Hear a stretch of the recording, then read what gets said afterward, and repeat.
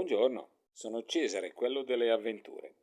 Oggi la nostra avventura sarà un po' meno sportiva rispetto al solito e un pochino più culturale. Mi accompagnerà sempre però la mia fedele bicicletta. Scenderemo a Como. Spero che vi piaccia. Questo è l'architetto Federico Frigerio, nato a Milano nel 1873 e morto a Como nella sua casa di Piazza Roma nel 1959. Lascia in eredità delle architetture di carattere eclettico, cioè che raccolgono più stili. Hotel Plinius, in Lungolario Trieste, costruito fra il 1897 e il 1900. Costruito per celebrazioni delle Voltiane del 1899, venne presto abbandonato. Fu ospedale militare e sede di scuola dello Stato Maggiore. Venne ripreso l'uso alberghiero nel 1927, centenario della morte di Volta e anno dell'inaugurazione della prima autostrada italiana, la Milano-Como, di nuovo abbandonato fino al 1992, ora in funzione. Società bancaria, all'angolo fra via Vittorio Emanuele e via Perti, costruita nel 1910. La Società Bancaria Italiana commissionò la costruzione della nuova sede. Dopo alcuni decenni l'edificio divenne ufficio postale e tuttora conserva una funzione pubblica. Politeama, piazza Cacciatori delle Alpi, costruito nel 1910. Fu progettato come edificio polifunzionale, e cioè teatro, cinema, circo, bar, ristorante e albergo. Per la realizzazione a struttura fu scelto il cemento armato già da un decennio utilizzato.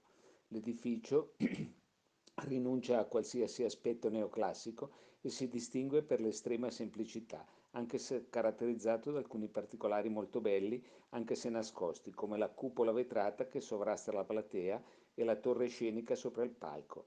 Versa ormai da 15 anni in totale abbandono. Oggi si parla di un possibile recupero.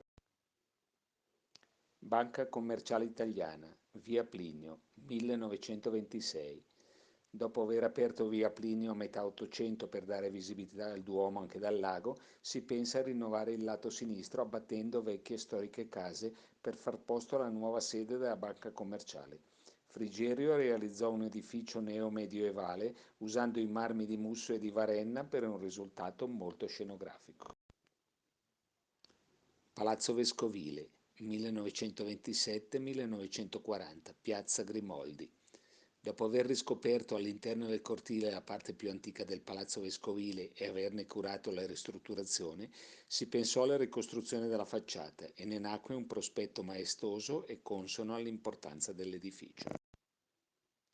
Tempio Voltiano, Viale Guglielmo Marconi, 1927.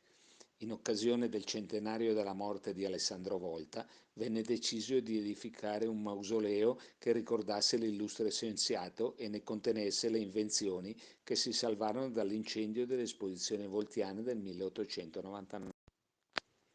Ed ora l'architetto Giuseppe Terragni, nato nel 1904 a Como e morto nel 1943. A soli 39 anni lascia in eredità alcuni fra i più famosi monumenti in Europa dello stile razionalista. Novo Comum, Viale Giuseppe Sinigaglia, 1927-1929.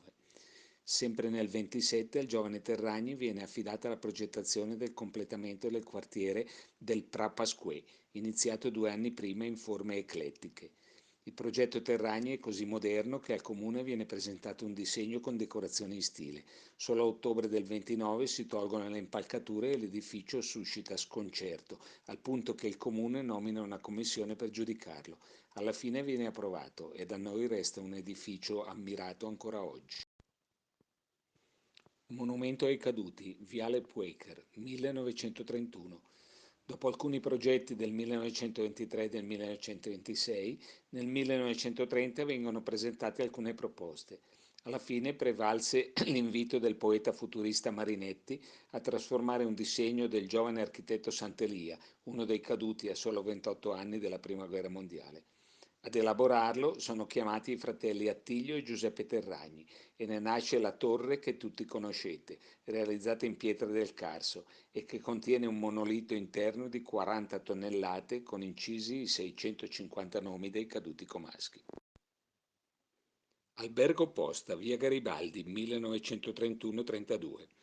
Per la riqualificazione di via Garibaldi e Piazza Volta, Terragni propone soluzioni innovative che non ottengono l'approvazione. Ne nasce così un edificio di ispirazione neoclassica, in parte semplificato in chiave novecentistica. Le soluzioni più moderne vengono realizzate all'interno. Casa del Fascio, Piazza del Popolo, 1936.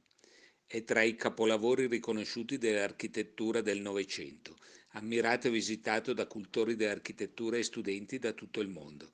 È l'esatta metà di un cubo, la base è quadrata e l'altezza è la metà del lato. È vuoto al centro dove c'è una grande corte coperta con vetrocemento che la illumina. Interamente rivestito in marmo è l'estensione dell'area monumentale della città in prossimità del Duomo e del Teatro Sociale. Asilo Sant'Elia, via Alciato, 1937. Inaugurato nell'ottobre del 37, l'Asilo Sant'Elia è considerato fra tutte le opere di Terragni la più poetica, ma è anche la più funzionale, ancora perfettamente in grado di svolgere il suo compito educativo, ammirata a livello internazionale. Villa del Floricoltore, Viale Pasquale Paoli, 1937.